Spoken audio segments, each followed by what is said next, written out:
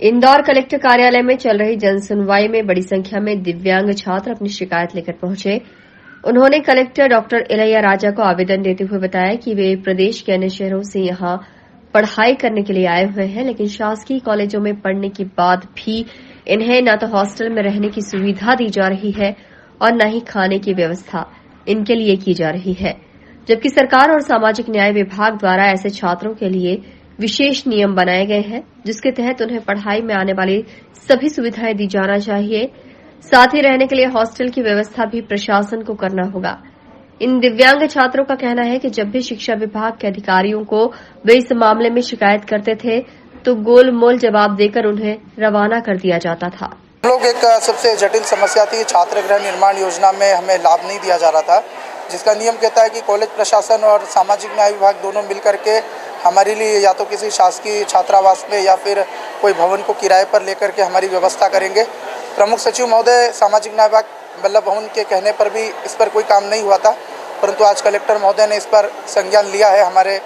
जब हमने छात्र गृह निर्माण योजना का पॉइंट नंबर 2 उनको दिखाया कि सर ये होते हुए भी इंदौर के जो जॉइंट डायरेक्टर महोदय है वो नहीं सुन रही हैं बिल्कुल भी हम लोगों को, क्योंकि वो ये कह देती थी कि अपने जिले में आप जाकर के रहिए, वहीं पर पढ़िए, लेकिन संविधान एक अधिकार देता है कि कोई भी व्यक्ति कहीं भी रह करके पढ़ सकता है। इंदौर एक एजुकेशन हब है जहाँ पर लाखों की तादाद में विद्यार्थी पढ़ने आते हैं, तो हम भी दूर दूर से पढ़ने आते हैं, लेकिन हमें यहाँ पर सुविधा नहीं दी जा रही थी जो हमारे अधिकार में आती है। पर कलेक्टर महोदय ने आज कहा है और इस पर संज्ञान लिया है। उन्होंने कहा है कि हम इसको डेली मॉनिटरिंग में रखेंगे। उन्होंने हमको भी कहा है कि आप लोग भी मिलते रहिएगा कि इस पर क्या प्रगति हुई है। ये प्रकरण लगभग साल भर पुराना है। हमने साल भर पहले भी मुख्य सचिव से जब मुलाकात की थी, उनके आदेश का भी यहाँ पर पालन नहीं किया जा रहा था। तो हमें आशा ही नहीं, अभी तो पूर्ण विश्वास है कि कलेक्टर महोदय के जब ये संज्ञान में मामला आया तो इसे वो शीघ्र सुलझाया जाएगा। और हमारे जो छात्र तकरीबन 6 सालों से इधर उधर भटकते रहे, कभी 15 दिन की परमिशन, कभी 20 दिन की परमिशन ले करके हमको बार बार चक्कर काटना पड़ रहे थे, तो वो अब हमें नहीं काटने पड़ेंगे और इससे आगे आने वाले लोगों का भविष्य भी सिक्योर हो पाएगा। कलेक्टर डॉक्टर इलैया राजा ने दिव्यांग छात्रों की शिकायत को गंभीरता से लेते हुए संबंधित विभाग को जांच के आदेश दिए हैं।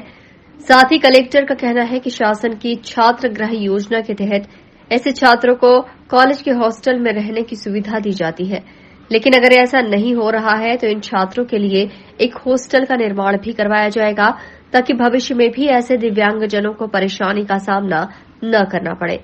कलेक्टर के मुताबिक फिलहाल ऐसे 50 दिव्यांग छात्र सामने आए हैं, लेकिन इनकी संख्या 150 तक हो सकती है। इन सभी को शासन की योजना का लाभ दिया जाएगा। हमारी इंजीनियरिंग कॉलेज है प्लस और भी कॉलेजेस में कितने भी ब्लाइंड स्टूडेंट्स पढ़ रहे हैं, तो उनका जब हॉस्टल की ना व्यवस्था नहीं है तो शासन के द्वारा एक छात्र गृह योजना के अंतर्गत है ना सामाजिक न्याय विभाग और कॉलेज दोनों की समन्वय से उनकी हॉस्टल फैसिलिटी प्रोवाइड कराने का है ना प्रावधान है, उसको लेके आए थे।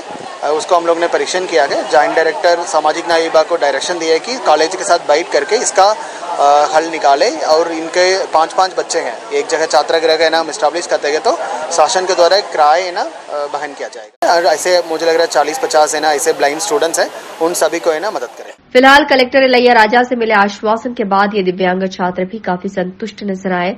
उनका मानना है कि कलेक्टर जल्द ही उन्हें रहने के लिए हॉस्टल की सुविधा मुहैया कराएंगे। Bureau report, INN news, Indore.